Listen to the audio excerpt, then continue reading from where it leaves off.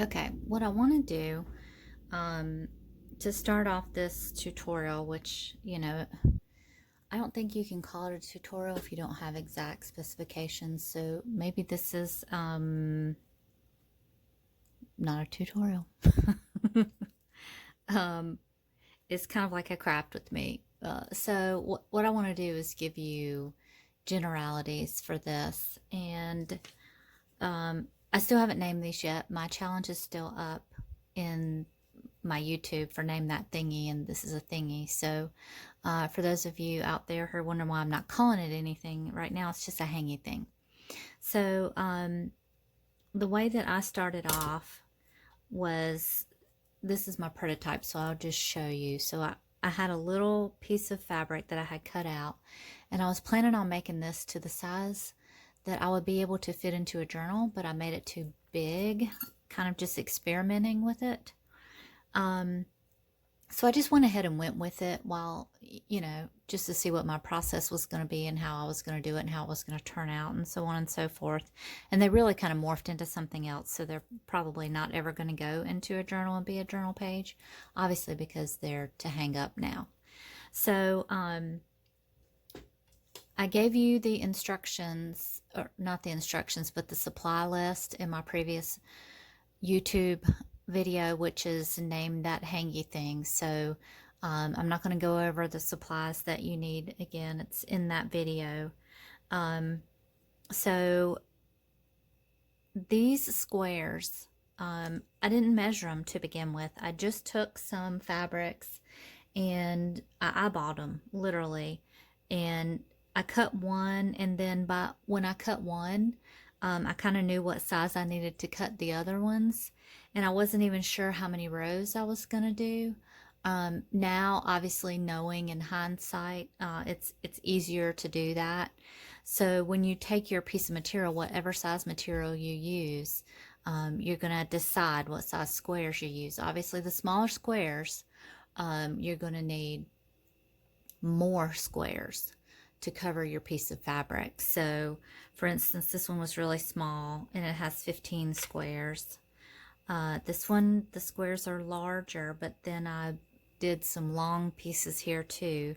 That was another experiment. And then this one has 15, but yet the piece of fabric is larger, so the squares could be larger. This one has 9. It's a wider piece of fabric, but it's shorter. And then this one has 12.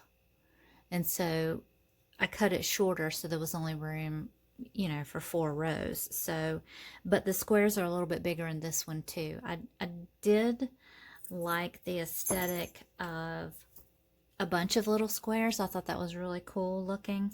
But then I kind of like the simplicity of less squares so that your eye's not kind of jumping all over the place. So it just depends on what your preference is, really. So let me get back to my other one. So I took one piece of fabric. It was more of a upholstery type fabric. It was a little bit thicker. You can do it on whatever type of fabric you like. I have done one on silk as well. That was a little harder because it kind of wiggles around on you a little bit. But the general measurement that I started out with was 9 by about 4.5 for this piece of fabric. Now this is edging, this is trim that I put around it, so I didn't include that obviously in that. Now for this one, like I said, this was just my experiment. I glued that piece of fabric onto the trim, and then I kind of sewed around it. So this was my experiment. So when I got to another one, we'll use this one. It's the most uniform. I had a front piece and a back piece, and I cut it wider and longer so that I could sew the trim around it. So this was a piece of ribbon, and I folded it in two. It worked out perfectly. I didn't have to measure or anything. I just folded in two and wrapped it around.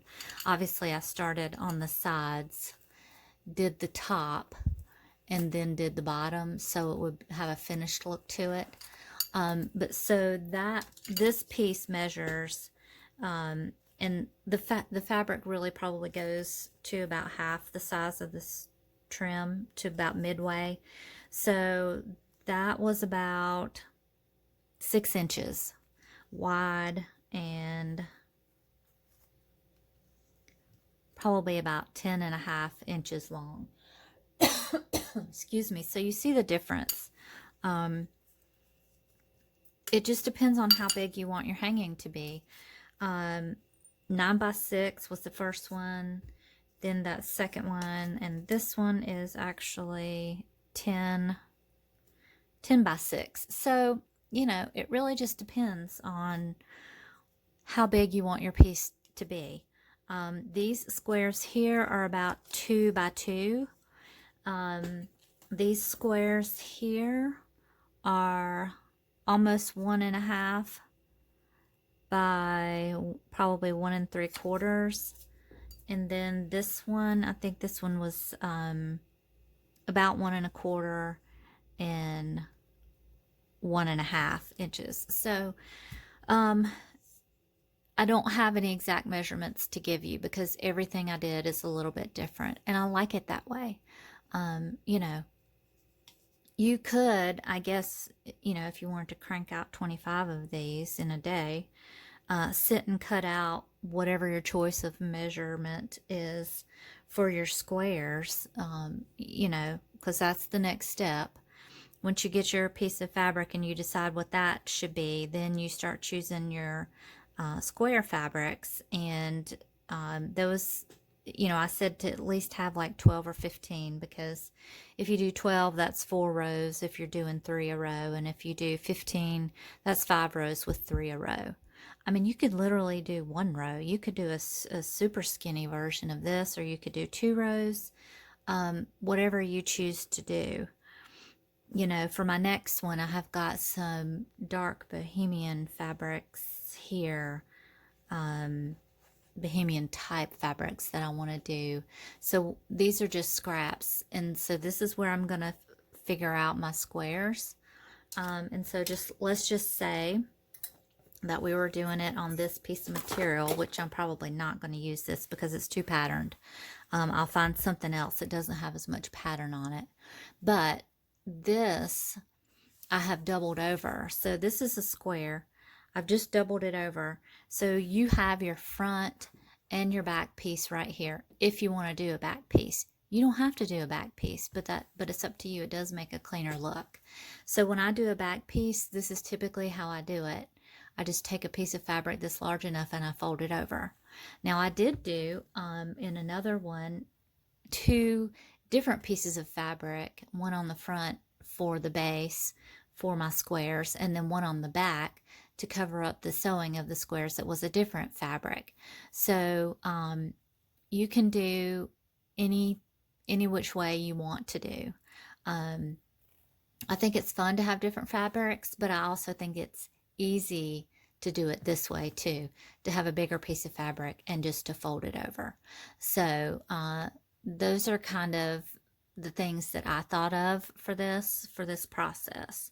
And so let's just say that this was going to be my piece of fabric that I'm going to sew my squares on. So I know I want to leave a little bit of room to put some edging on it if I choose to. If I don't want to put edging on it, then it doesn't matter.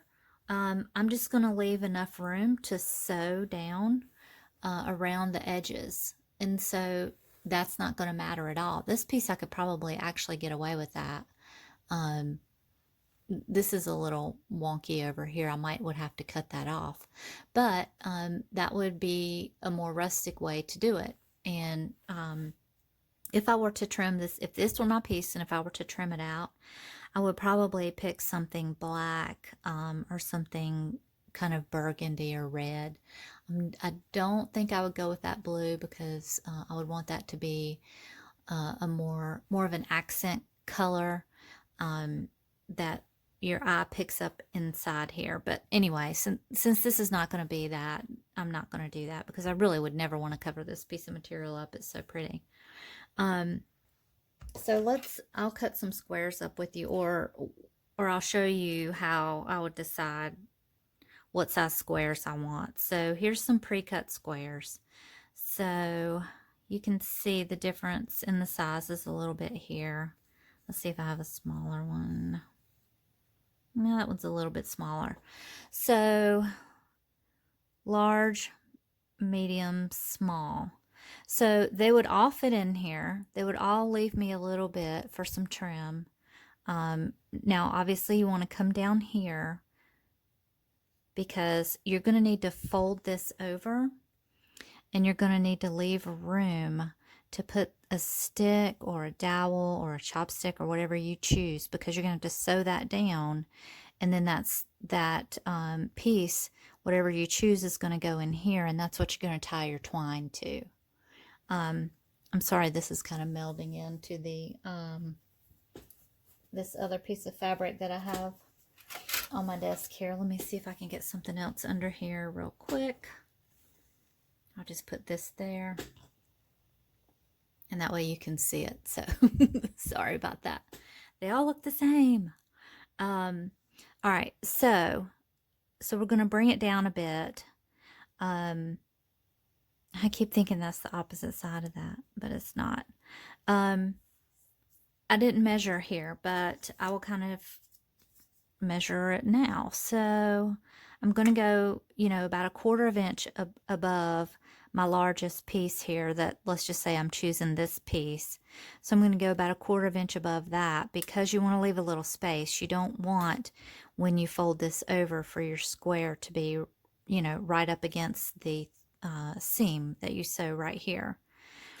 And so that gives me enough to fold that over, and then for it to have enough space for the dowel or whatever you use to stick in there, and the seam, and then for this to look right when you start putting your squares on it. So you can see kind of how that bubbles up there. So, I mean,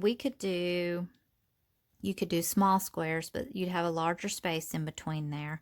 So really, I would probably do this medium size. That's a little smaller, but you kind of get the point. Maybe, is this one any bigger? Yeah. So yes, so I would probably do that size for these. And what I would do is, once I started with one, I would cut all my other fabric to that size. So I would just lay that on top of there, cut the excess off, and of course, you're probably not going to have these little squares ready, but it'll be a larger piece of fabric. Or you could trace around it and cut it like that. But then I would just cut my squares, and I would always go back to my first one and use that as a template for the new ones. And then you can kind of, these scissors these need sharpening, so you'll have to excuse how they cut. They're kind of dull. So there's, you kind of get a feel for it. And then you just take that, leave about a 1/4 inch in between, if that's what you choose your space to be. And then you keep going down. So I'll just put a place marker there. So this is going to fit 4 rows, enough for you to have some space at the end. So that's kind of how I worked it out in my head to figure out what size squares I wanted and how many squares I wanted. The first thing you're going to do is just look at your fabric and see what size fabric that you want to start working with. So that's really all there is to that. I have already started the other videos, and I'm going to start sewing squares in the next little piece. It's not going to be this one. It's going to be a different one that I was working on, because this is just an example. Because I kind of worked backwards through this whole process for this video. So stay tuned and we'll get to sewing.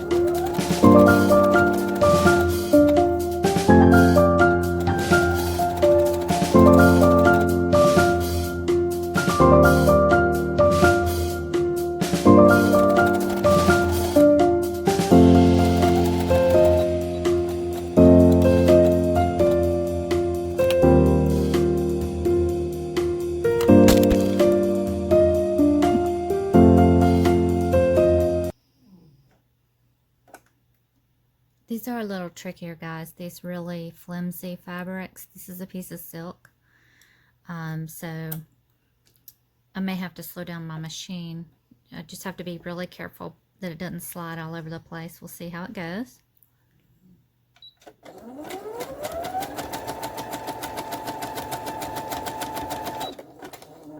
Okay, that wasn't too bad. Sometimes those pieces end up a little bit crooked. I'm sure there's a solution. I just don't know what it is.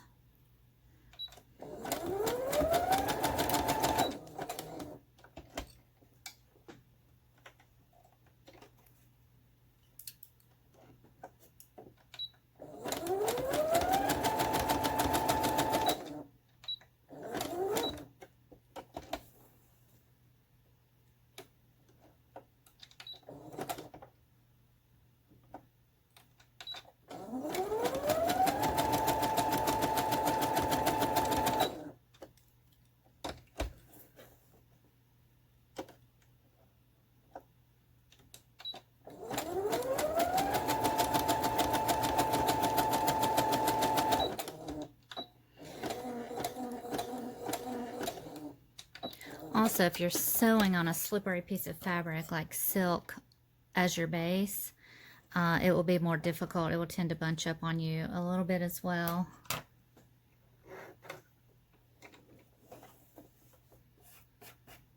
I've drawn little lines right here where I want my middle where I want the middle of my square to go.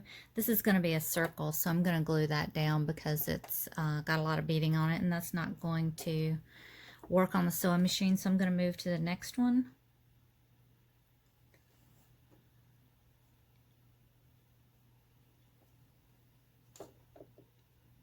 You always have to watch out for that beading, and if there's too much on there, I just Fabri-Tac them down because there's no need in trying to sew it. It doesn't work.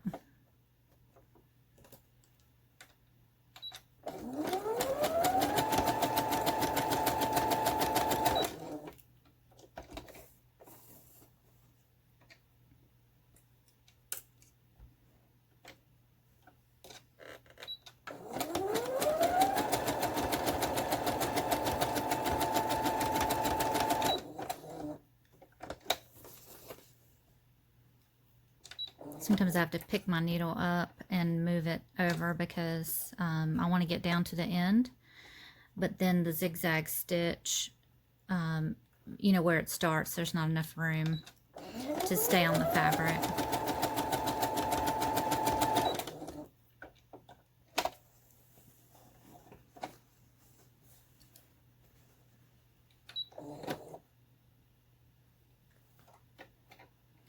This one's a little tricky. It's got some bling here. Hopefully the sewing machine won't have a problem rolling over that.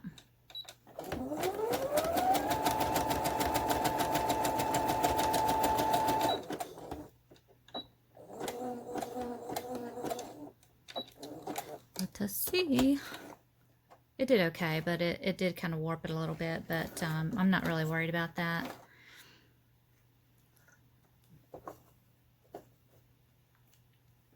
Like I said, these things are, they're not perfection. They're boho, eclectic, and fun, and, you know, it's okay if they're a little off.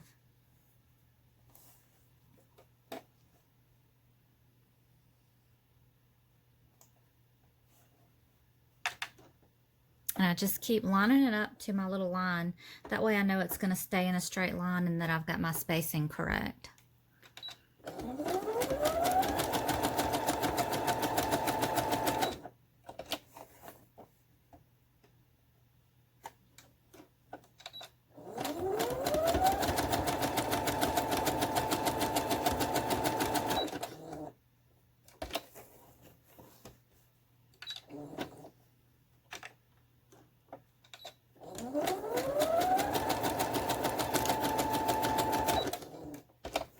And I wait and do my back stitch at the end so I don't have to do it twice.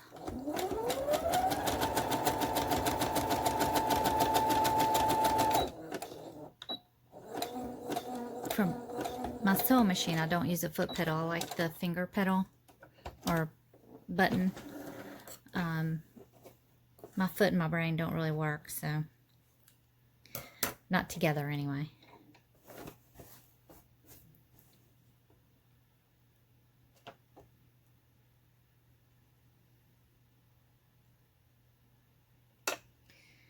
All right, here's another slippery piece of fabric. So I'm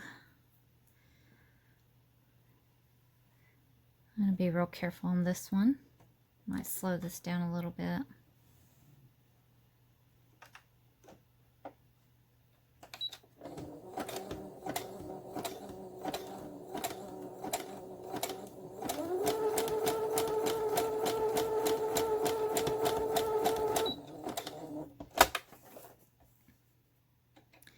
That way it has a much better chance of staying on course.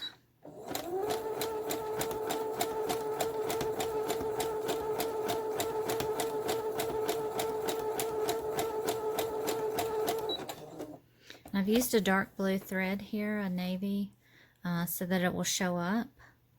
You can use thread that doesn't show up, or you can use contrasting thread, whatever you choose, whatever your aesthetic is.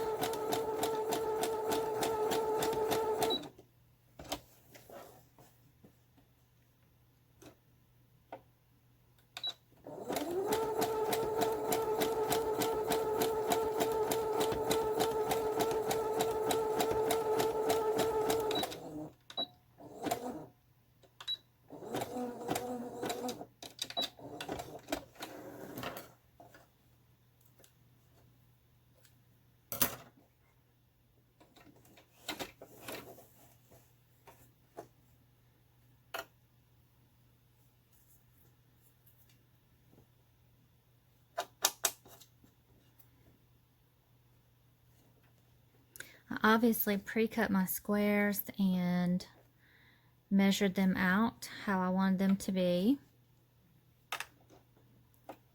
I set them out on here and made sure the pattern and the sequence of the squares was what I liked.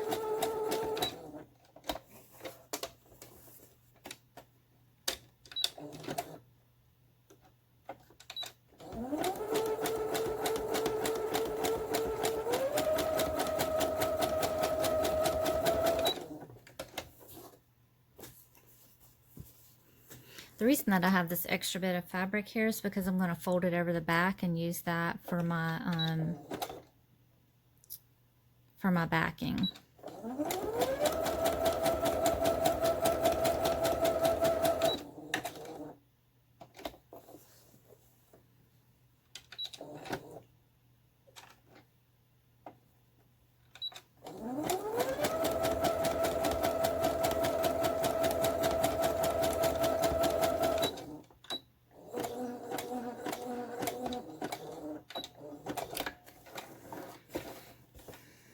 This is really just the base for your embellishing, and you can use all the same fabric. You can use a couple different fabrics.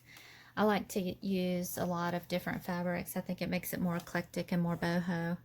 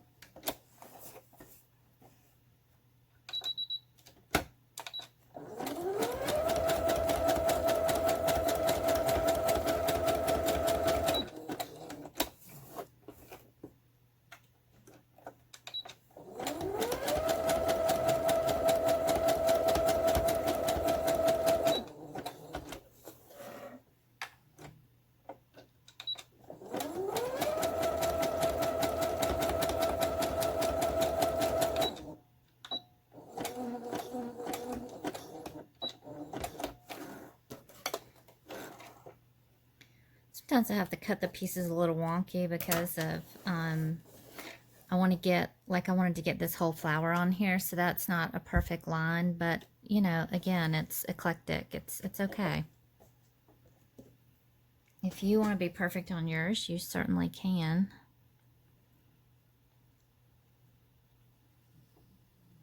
I just can't be bothered, so. All right, let's slow this one down.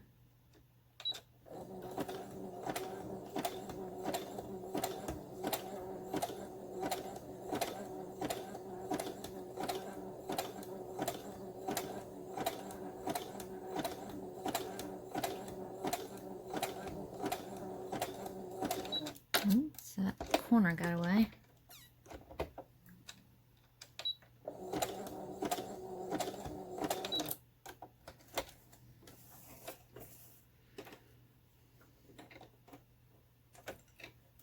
Oops, sorry.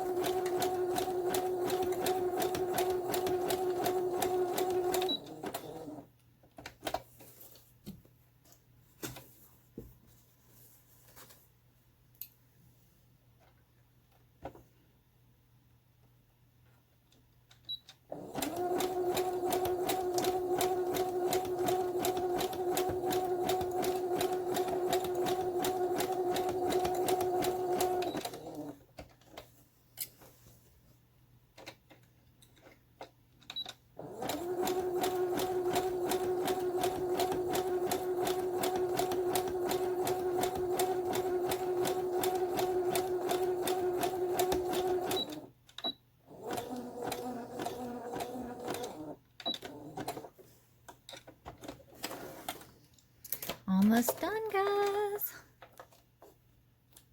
I'll cut the back threads off when I'm done.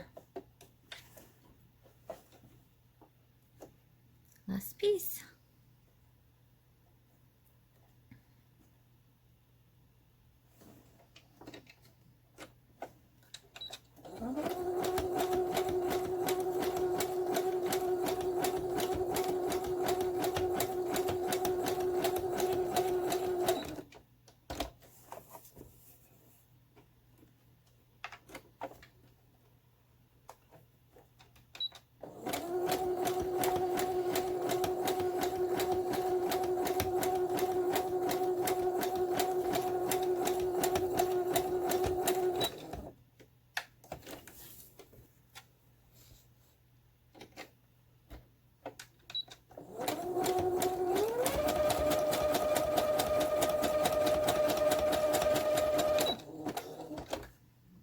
It's really important that you kind of measure out and mark where you want your squares to be, or else you're going to get down to the bottom and then you're not going to have enough room down there.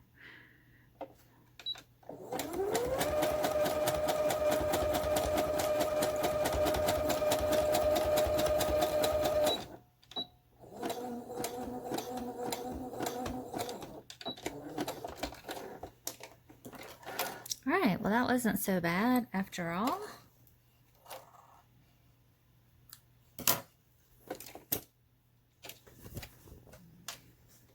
And here's what we have. And then I'll get the centerpiece in there, and that will fill in that little gap. I think it turned out pretty good. Okay, so it's time to put the edging on around it, but I want to show you what I'm going to do first. First, I'm going to fold this over like this, so we can have the area to put something to hang this on in my case, chopsticks. I'm going to sew up this side right here before I fold it over, so that it's closed when I fold it over and sew it down, so that there's no gap there.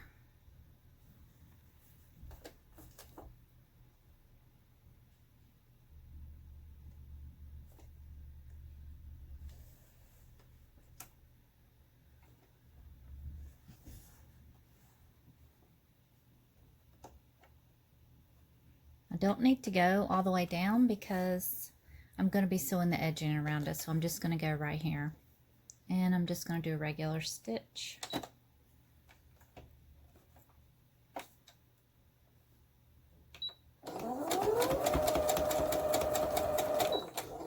And I'm going to go back.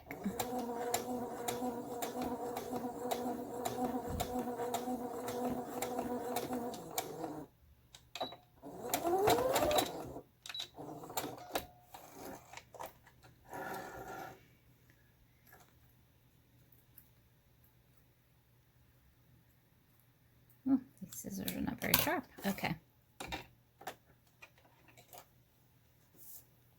So now I'm just going to fold this down and sew across here.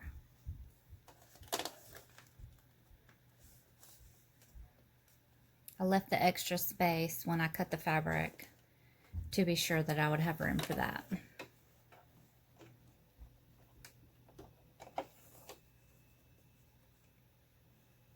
I can see where I'm going with the fabric folded across the back because I can see this right here.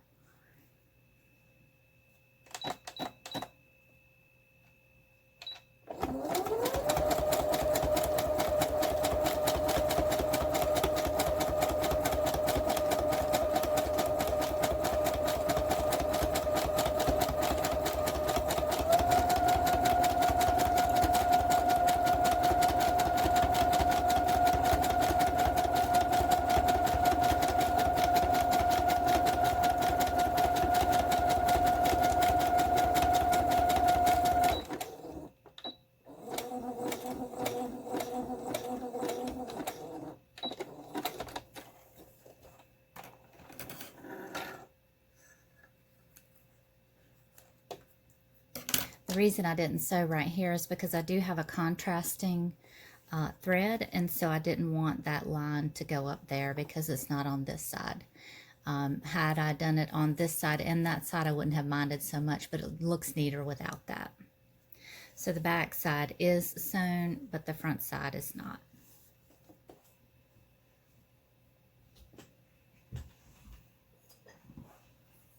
And so you can see that leaves me room to put my chopstick in. And it's hangable.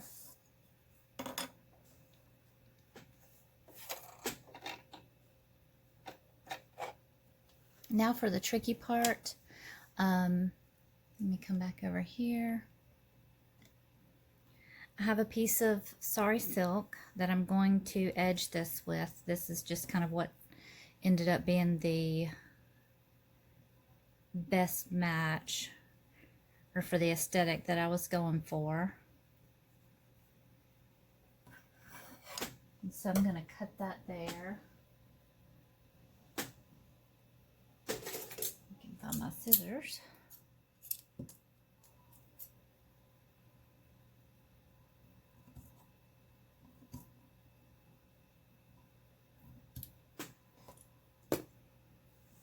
Okay, and then that's going to go here and around the back to edge this. And like I said, you can be very neat on this, but my goal is to have it kind of raggedy looking, not perfect. So I like the frayed edges. You can certainly do this in quilt fashion, and then, you know, fold over your edges and make everything very neat. That's just not what I'm after here.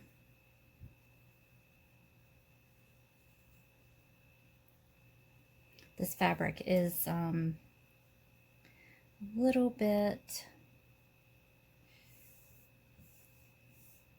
I don't know what you call it. It moves around a bit. And so I'm going to take a couple of things, a couple of dabs of glue, and I'm going to put one at the top and one at the bottom, just so it doesn't move on me too much, and hopefully it will stay nice and straight for me.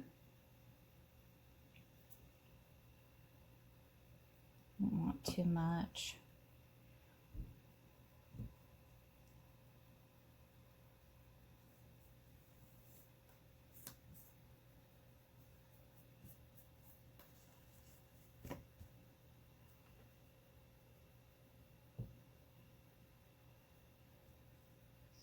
Take a little bit, make it sticky.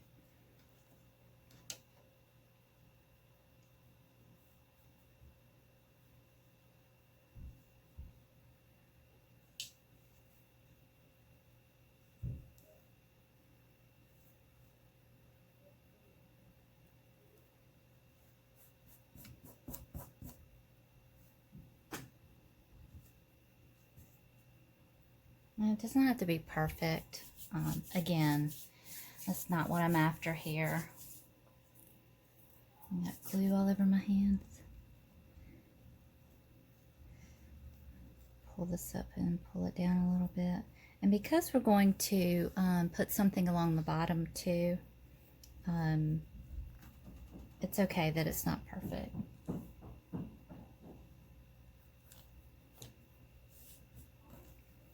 So that way I can put my stitch on the top and not have to follow along on the back side with that stitch. I'll know what's going on back there, if that makes sense.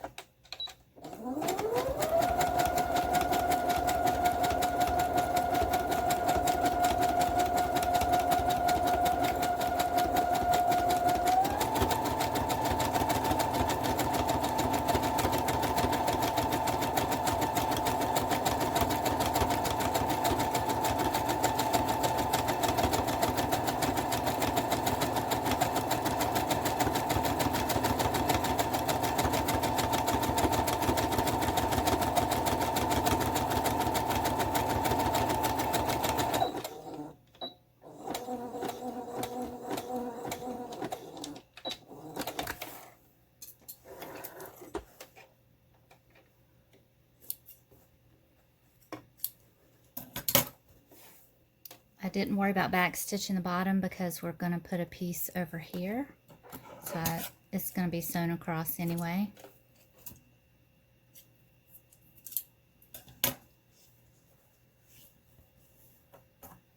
And I'm going to do the other side just like I did the first side.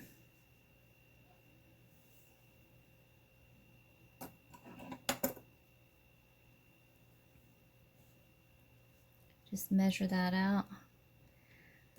You know, all technical like with my eyeballs.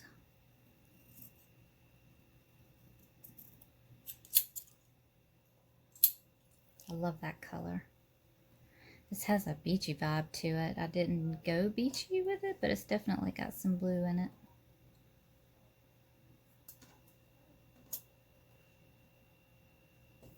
All right. See if I can get some more glue without making a huge mess. And I'm just putting it on my fingers. When I put that initial piece on the back there, it got real wet, and I don't want it to be that wet.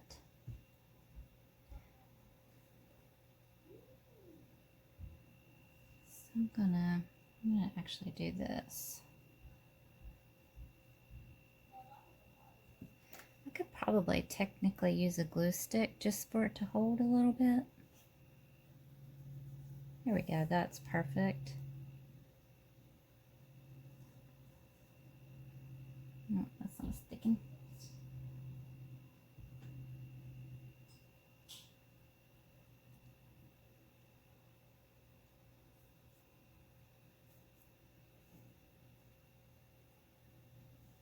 Okay. Oh, I don't have my wipes up here. Can't get the glue off my fingers. Okay.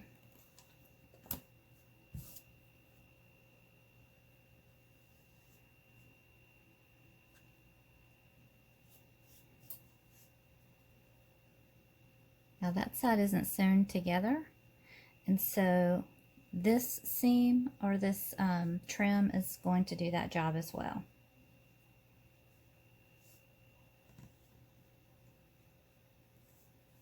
Oops, that's not staying.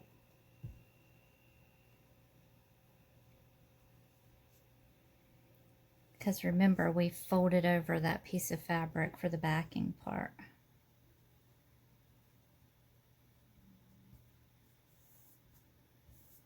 Okay.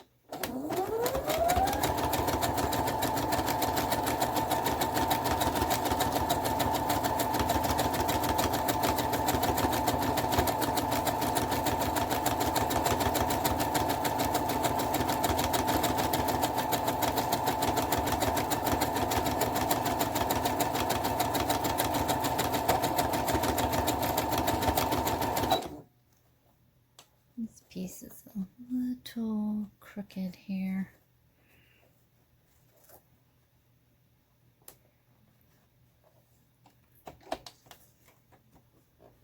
Oh, I see, it's pulled over more on the back. Let me fix that.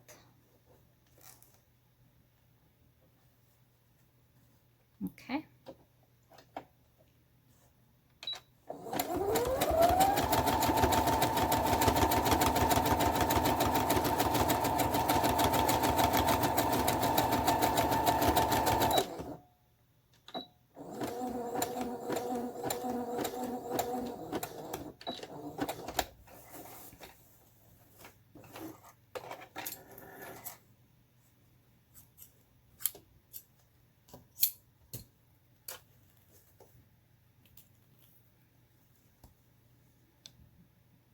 Okay, and now for the bottom.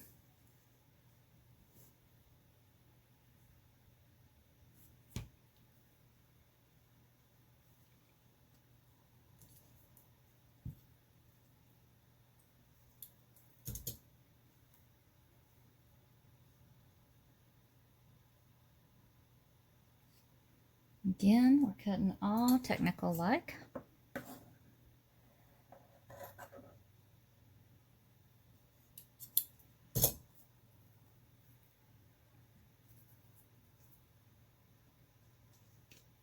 A little bit of glue.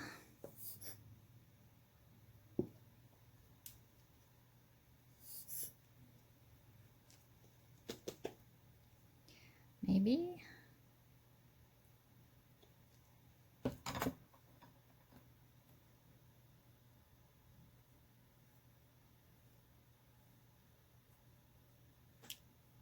Just don't make it gloppy.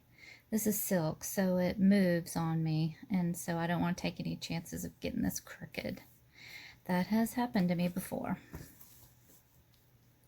It's already dry, so let me get some more.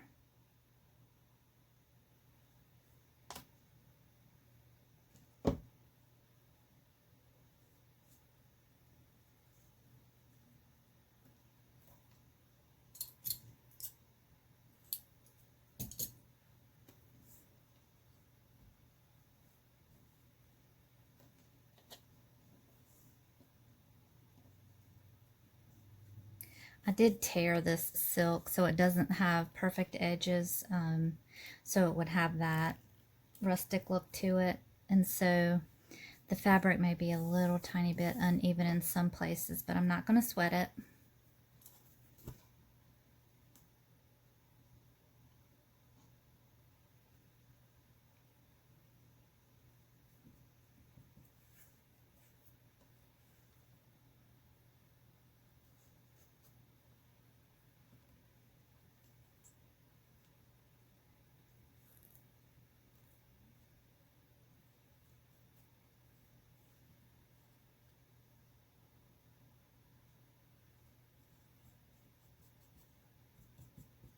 Okay.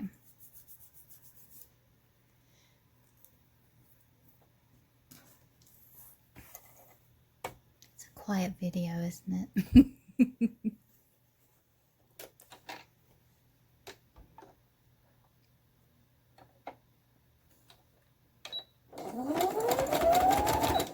Alright, I'm going to back up over this one because this is my end. And then I'm going to go again.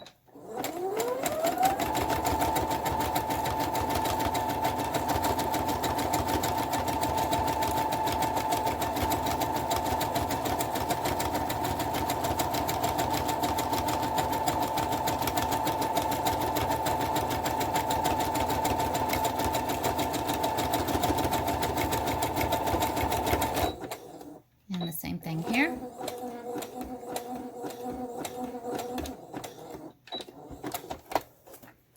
And that is done, folks. Now, like I said in my previous video, I'm not a seamstress. I don't claim to be. I'm just a crafter using a sewing machine. So don't be hating on me and bashing on me. I'm just trying to show you a cool craft that I did and how to do it if you want to. All right, so that's pretty. It's turned out nicely. I love it. So our next section will be embellishing this, putting the chopstick in and putting the twine on or whatever else we want to do there. All right. Okay, now for the fun part. So I've set my camera up so you can actually see the length of this and you weren't so far away because I like you to see the details, and it's really kind of hard if the camera's up really far. I've watched videos and I can't see details, and I like to be able to see, so I'm hoping that you guys can see okay. So what we have here is sari silk fabrics and then some regular fabrics, and so obviously a lot of them are already embellished, so we don't need to do anything with those. And then there's some more plain ones that we'll do something with that have something on it. these two do as well, and that one. So we don't have a whole lot of embellishing to do. So just know if you choose more plain fabrics, then you'll have more embellishing to do, but only if you want to. So whatever you choose to do. So what I have done is I've already got a couple things that I knew when I was choosing my fabrics that I wanted to use as embellishments on here. And so I just have them pulled out and ready to go. So you don't have to watch me cut them up or anything like that. And so we'll just get to gluing those on with Fabri-Tac is what I use. It seems to work the best and stays on. So we'll start with that. So I'm going to take this flower that I picked off of a silk hydrangea plant. And I really like that piece. And I'm going to put it over here in the corner. I do like to put flowers on here. It softens them up a bit and gives them, you know, a little bit of a break from the bling. Let's see if I can get this Fabri-Tac rolling. Of course, you know, once it starts rolling, it never stops.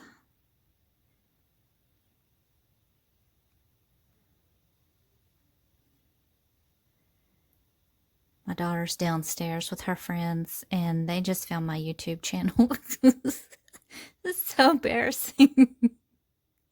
She's like looking at my YouTube channels, making fun of me. Ugh, that's the worst. I think I'm going to let that plastic piece come out of there. And put a bead in there. Let me make sure this is going to stay on.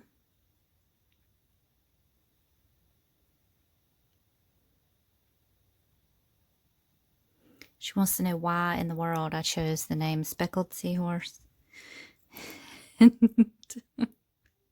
Honestly, it's because every name in the world was taken when I was opening my Etsy shop.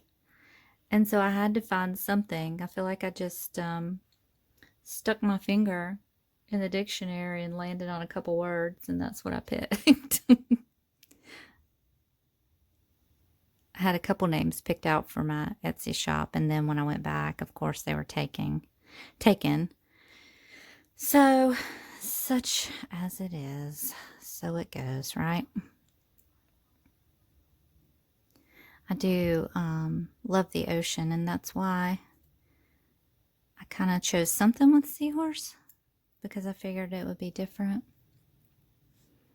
So,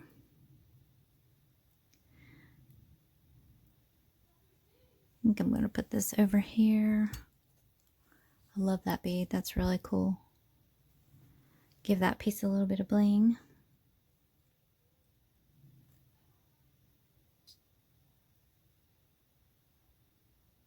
I'm just kind of sticking that in the Fabri-Tac. I don't know if you can see that, but this is, I'm just, when it bubbles up, I'm just kind of grabbing some of it.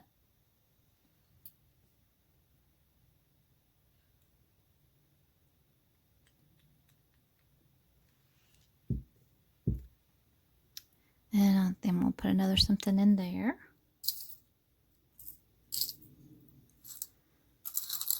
Let's see, what can we find here?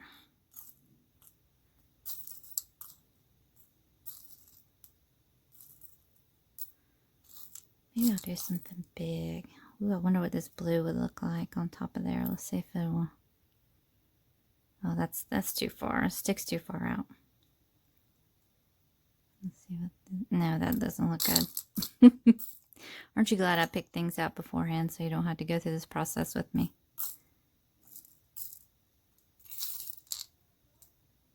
Maybe I'll just do that purple again.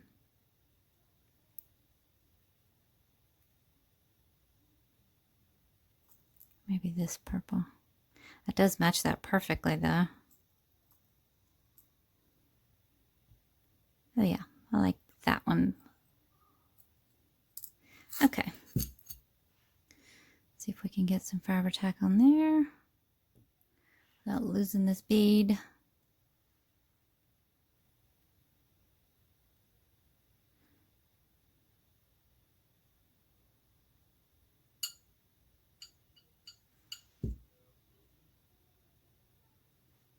Okay.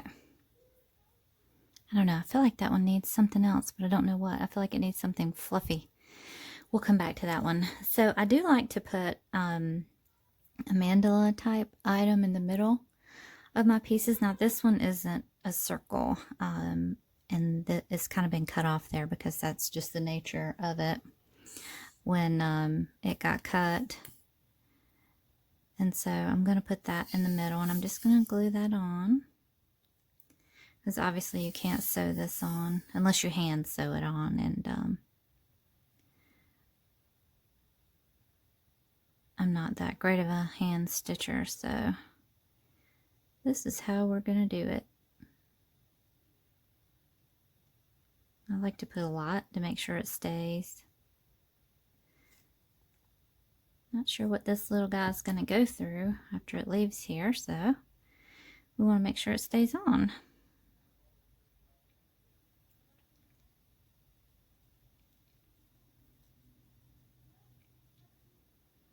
These these beads right here, they're actually stones, or I don't know, they look like stones.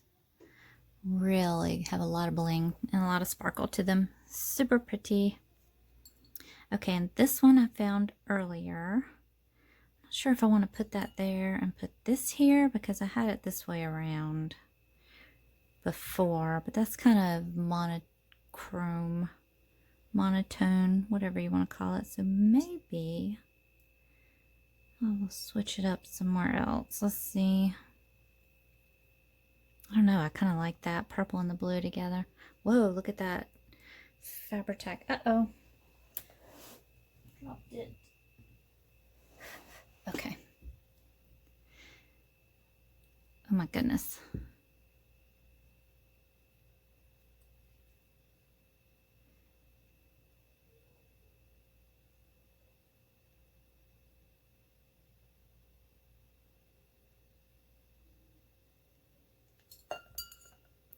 Okay.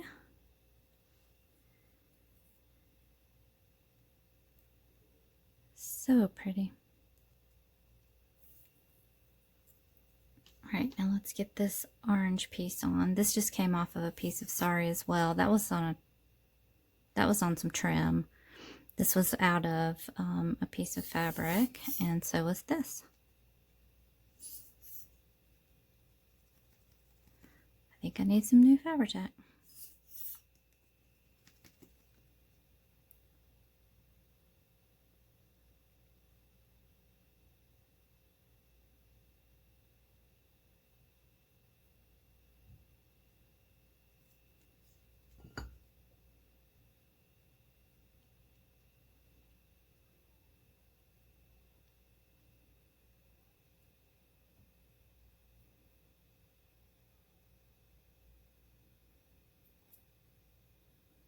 Okay, pretty.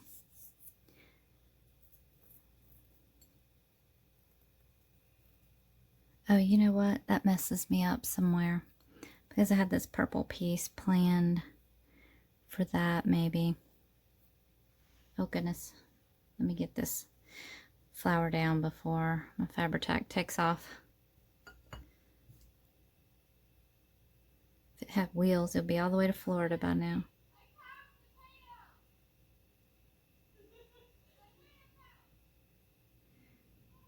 I don't know if y'all can hear that, but my daughter and her friends are being really silly, and they're having a good time down there being loud.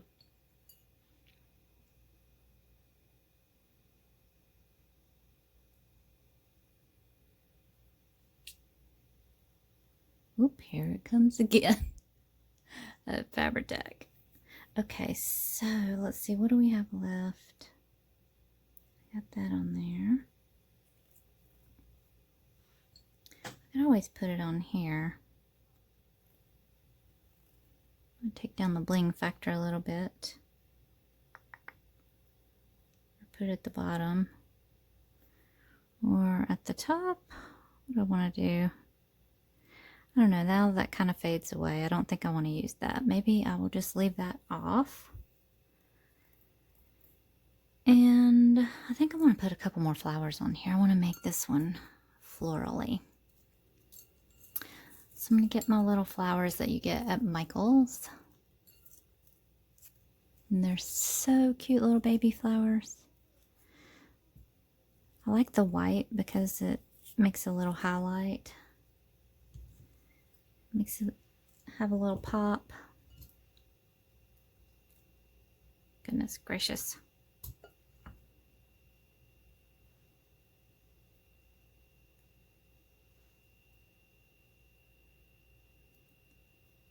think I'm going to put that right in the middle of that sequin, right there. The sequin piece.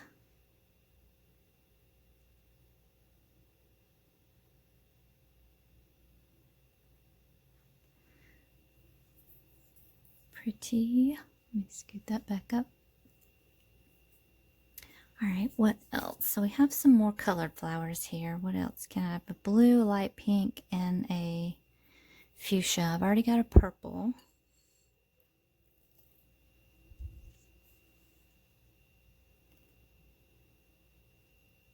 Maybe I need to put a blue on here. Oh, that's too close to there. Maybe not. 1, 2, 3. So maybe down here somewhere. Maybe on this. I don't know that I want pink on there. There's really... Well, there's pink in here, I guess. Let's see what it looks like.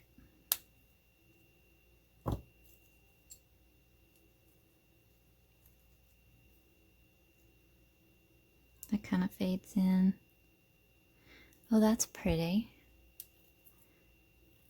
I think I like that.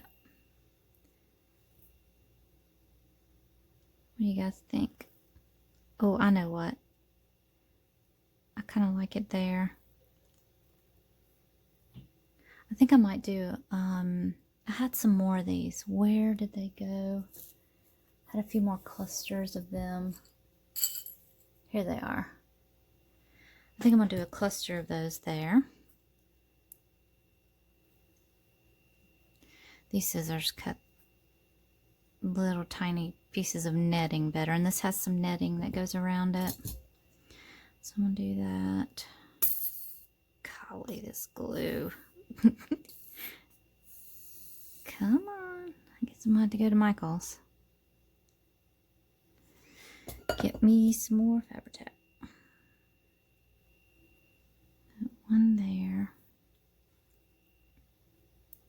Then that will look right with the flower. Oh, get off my finger.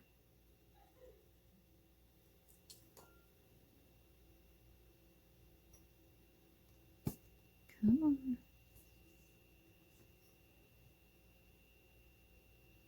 Get that club. Oh, I need to get that off of there. All right, and then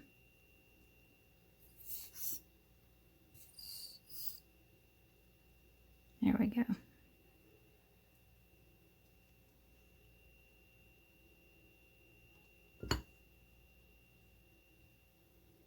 Here's my tweezers. Tell you, I can't live without these tweezers now. They are a lifesaver. Okay. All right. Get that in the trash. Okay, so that's what we have so far. And then what I'm going to do with this is I'm going to put my chopstick in there. Oops, I got Fabri-Tac on me.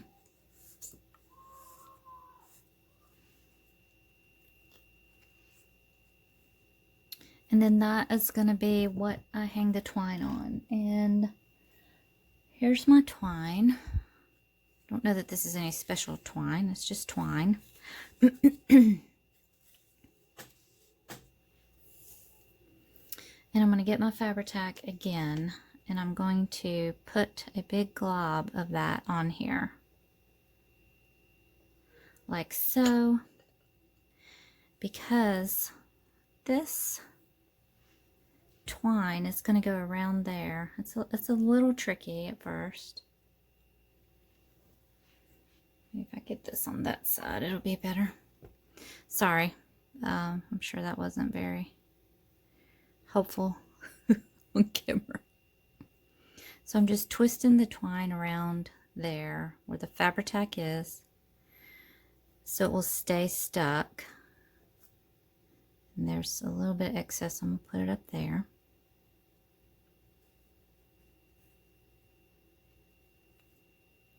Some more seeping out. Get that top piece to roll over there. I got some wooden chopsticks. You could actually use any kind. My flags or hangings or whatever you want to call these things, we haven't named them yet. They're getting wider. My first one that I did, I had to cut the chopstick down, so I'm using the whole chopstick. But if you do intend to cut something down and use like a dowel or whatever we talked about in my other video for supplies, or a stick, you know, you just want to be able to make sure you can get it to the length that you want it. And so now I'm going to do the same thing to the other side. I have a video right before this one, which is called Name That Thingy. And I'm giving away one of these to the winner, whosever name I choose, or the name that I choose is closest to that.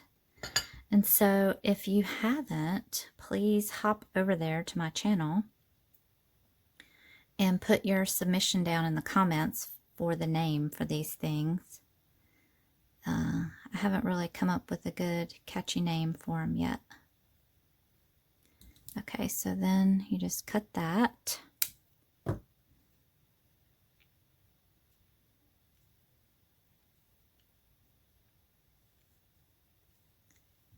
Oops, I wasn't paying attention and I'm making a mess. There you go, just roll that around. Let it stay for a few minutes. And you can make the hanging part as long as you want to. I just kind of try to do it in proportion. I do about, you know, a third, a little over a third of, maybe it's a half of the banner itself, to give it some room to hang. And plus, we're going to put some sari silk around the twine to soften it up a little bit, or you could leave it like that. You could leave it like that and it would just be more rustic in its style. So I thought about using some of the silk that we had already used for the trim, and then that way it would bring that color up to the top as well. So I'm going to see what that looks like. I'm just kind of going to do a trial run here. And I'm sure it's longer than what I need, and so might be a little fiddly. So let's see here.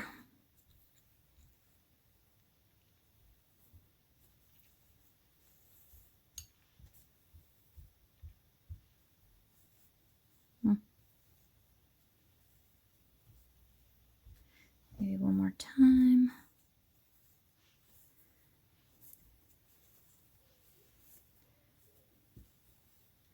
Yeah, I like that. And then I'm going to leave this dangling on either side. And then we'll put beads and such on it. So I'm not going to cut that for now. So you can see how this looks. Oops, let me make sure this gets tight on there. And the next thing that we're going to do is add the beads to the sides. And so that will be my next little section. I'm kind of doing this in bits, and so for right now I'm going to go get that part ready and I will be back. Okay guys, it only took me a few minutes to figure this out, but I like to recycle things, so I just kind of dug through my stash of junk jewelry and you know, stuff. And so I have picked up these napkin rings from an estate sale, and they have little bells all over them, and so they look like a little tambourine to me. And so what I'm going to do is I'm going to tie that on here, and I'm just going to let that dangle, and I'm going to let that be this side. And then this side, I've had this purple flower that I love. I think it's so pretty, and it's got some like crystallized or crystals or glitter or something in there. I don't know if you can see that. And then this piece right here, I just kind of slid this up. I twisted this to make it thinner, and then I slid that up with the jump ring on it. And this was a piece of jewelry, and it's lavender. And so I'm going to tie that on there as well and let that dangle from the side. And so I have wrapped this flower with its like the floral stem around, and I'm literally just going to tie a knot around both of those things. And I'm going to let this dangle.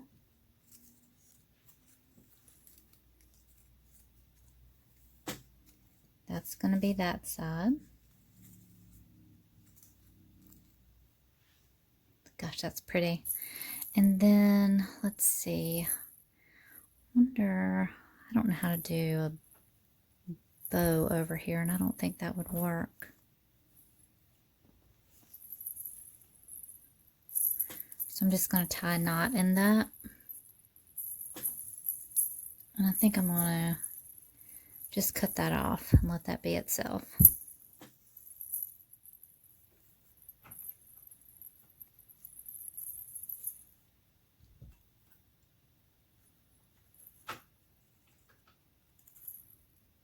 Okay.